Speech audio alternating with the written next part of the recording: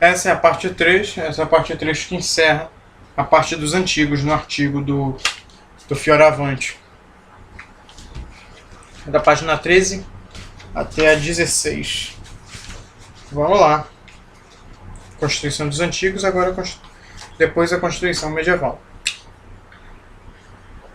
Seria inconcebível para Aristóteles se a Constituição pode durar muito, é sobretudo graças à constante aplicação do princípio de contraposição, também já dito lá na parte de TGC, graças ao fato de que cada poder esteja bem equilibrado e contrapesado.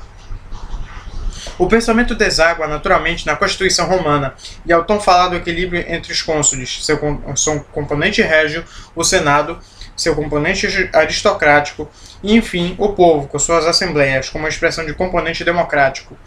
Políbio via realizado efetivamente de modo excelente o benéfico princípio de contraposição. A Assembleia Popular, em linhas gerais, titular do poder de deliberação sobre as leis, tenderia a ter em conta, no exercício de tal poder, a existência de vastas competências reservadas ao Senado em matéria financeira e política exterior, de eleição da maior parte dos juízes, inclusive da existência do forte e distinto poder dos cônsules, que de modo prioritário convocam as assembleias e colocavam em execução as deliberações. E, por fim, algo certamente relevante, que eram os comandantes militares. Segundo Políbio, era assim em todas as gerações possíveis, produzindo limitação de cada um dos três poderes por parte dos outros dois. O que muda é o fato de que agora a chamada moderação é o equilíbrio, tende a resolver-se essencialmente no mecanismo produtivo de limitação de poderes, e parece não referir-se aos cidadãos. O que havia sido concebido para a teoria política do tempo de Aristóteles, que predicava a exigência de uma constituição mista, sobretudo frente aos cidadãos, chamando-os continuamente ao exercício das virtudes cívicas, à disciplina do egoísmo e do perigoso espírito de facção. A tomar consciência do significado profundo, inclusive de natureza ética, da convivência civil. A teoria da Constituição mista, que se entrevê nas páginas de Políbio, já não é uma teoria da disciplina social, e se transforma exclusivamente numa disciplina do poder, propugnando sua limitação. A única moralidade cuja falta se teme e se põe em dúvida é a dos governantes. Sem embargo, o modelo aristotélico de Constituição ótima não estava destinado a esgotar-se tão rapidamente. Ele aparece novamente de modo pontual, quando se busca uma resposta adequada para a crise da República Romana. Quando o mero equilíbrio de poderes existente na Constituição Romana, mais ou menos do modo como previsto pelo Políbio, já parecia não ser autossuficiente, e se adverte então para a necessidade de retomar a reflexão política de inspiração grega, voltada diretamente nos termos que veremos, a invocar o exercício das virtudes cívicas. Em um contexto de guerra civil declarada e efetiva, provocada pela luta pelo poder, por um verdadeiro e próprio conflito social entre patriciado e plebe, Cícero exige com força a conciliação, a concórdia, a superação dos extremos em disputa, a do fechamento oligárquico, mas também dos excessos ultrademocráticos. Esta é a realidade, tão abstrata e formalista de res publica, como o res, que é o do povo, mas como uma condição, que não seja considerado povo toda a multidão de indivíduos agregados de qualquer maneira, mas somente aqueles que estão reunidos sobre a base de consenso sobre o direito e sobre uma comunidade de interesses. Uma res pública forte somente é possível sobre a base de uma união, que, sob a guia do pensamento político grego, não pode ter origem unilateral e violenta, mas sim pacífica e consensual. A dimensão do consenso reclama no vocabulário político de sua época a presença de um empenho coletivo forte, duradouro no tempo, não episódico. Esse empenho é a garantia do fato de que a res pública não pode ser submetida a vontades facciosas nem parciais, seja as dos tiranos, da pequena classe aristocrática ou do povo, rodeado pelo sempre recorrente perigo da demagogia, que é a degeneração da democracia. Mas esta res pública Coisa estranha. Para afirmar-se e sustentar-se no tempo, para evitar as três clássicas degenerações de monarquia em tirania, aristocracia em oligarquia, democracia em desordem, demagogia, necessita de uma forma particular de união que Cícero chama mista e moderada em vários pontos de sua obra.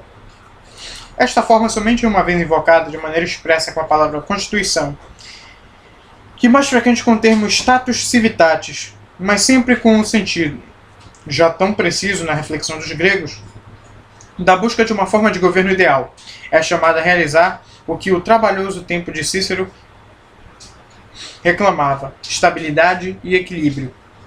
Essa última exigência, em particular, assume uma centralidade na reflexão de Cícero, mediante o conceito de aequabilitas, que não é outra coisa senão a proteção no plano político das virtudes da equidade e da moderação, as virtudes presentes num povo capaz de controlar-se no que se toca aos seus poderes perante um certo limite, além do que passa a ser mera e desordenada multidão, mas também uma aristocracia capaz de não se fechar na defesa de seus privilégios, de não cruzar o limite além do qual se transforma em factio, permitido em partido inimigo da República.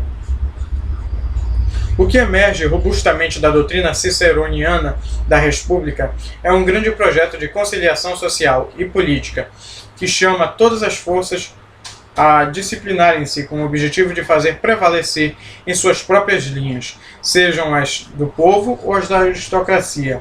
A melhor parte também os melhores homens, os mais íntegros moralmente, que ademais estejam dotados daquela posse moderada e suficiente que lhes permita dedicar-se de um modo desinteressado ao cuidado da coisa pública.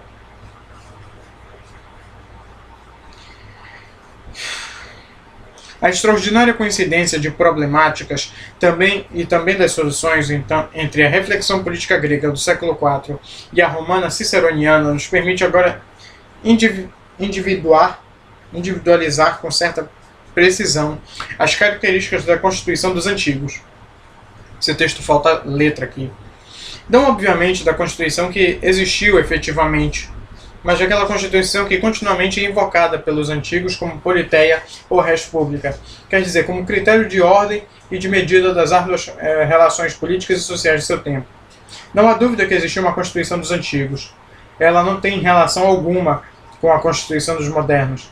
Os antigos não tinham nenhuma soberania para limitar, nem sobretudo haviam pensado jamais na Constituição como norma, a norma que no tempo moderno seria destinada a separar os poderes e a garantir os direitos.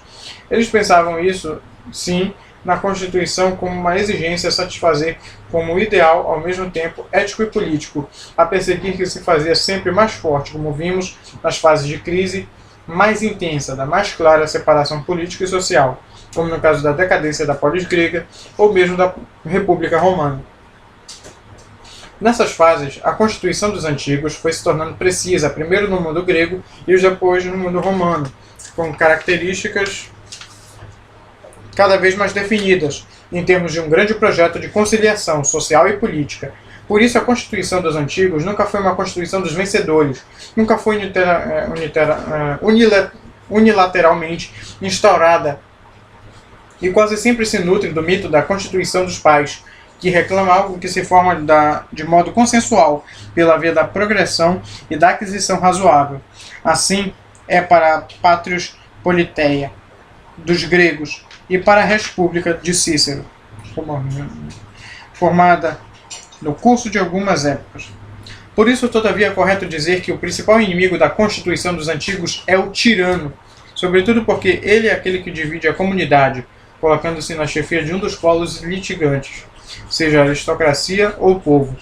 Ele é aquele que rompe com o equilíbrio que ouvida a Constituição dos pais, que fomenta a dissidência, colocando-se assim contra a própria Constituição, dentro da qual está contida a aspiração, a medida, a ordem, a pacificação. Por isto, finalmente, a Constituição dos antigos é também um grande projeto de disciplina social e política, das aspirações de todas as forças agentes, que têm continuamente necessidade de recorrer à imagem e à prática da virtude dos monarcas para que não se convertam em tiranos, mas também da aristocracia, para que não se transforme em oligarquia, e também do povo, para que não ouça a voz dos demagogos, Lula, Dilma, Helder Barbalho, toda a família Barbalho, Sarney, Michel Temer, Renan Calheiros, Eduardo Cunha, é muita gente para citar, não dá para tu citar tanto assim. Gleisi Hoffmann, chega, aquela que fala presidente inocenta, não vai dar para tossir tanto, não. Tem que ser um fumante para tossir tanto e fingir que... Os antigos então deixam de herança aos tempos vindouros esta grande ideia, que uma comunidade política tem uma forma ordenada e duradoura, concretamente uma constituição, se não está dominada unilateralmente por um princípio político absolutamente preferente, se as partes que a compõem têm capacidade de disciplinar-se, se definitivamente sua vida concreta não é mero desenvolvimento das aspirações de vencedores.